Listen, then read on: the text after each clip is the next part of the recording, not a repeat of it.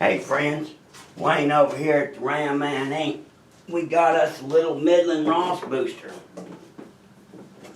which is rare as can be because they were used on the A-bodies, and people with the A-bodies didn't get power brakes and yada yada yada.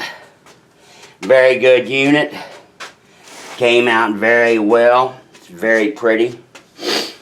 Remember, Midland Ross used these plates on the front, which holds the seal on the front. It's tightened down by the master cylinder. This unit works very well. Very smooth, recovers well.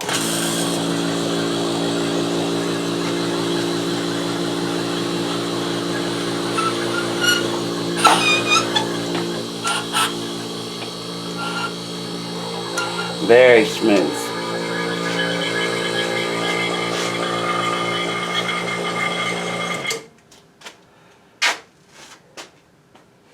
We'll let it sit there for a minute.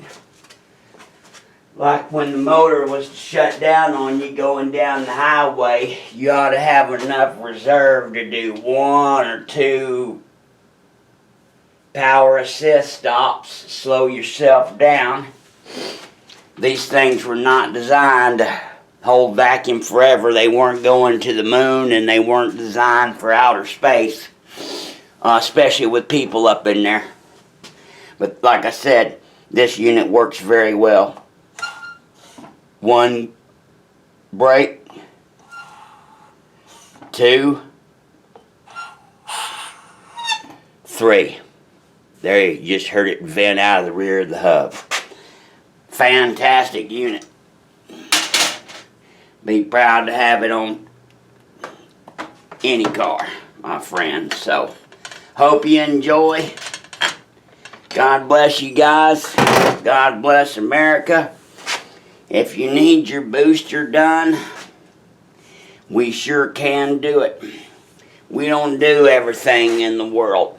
Only Mopars and high-end Fords. Why?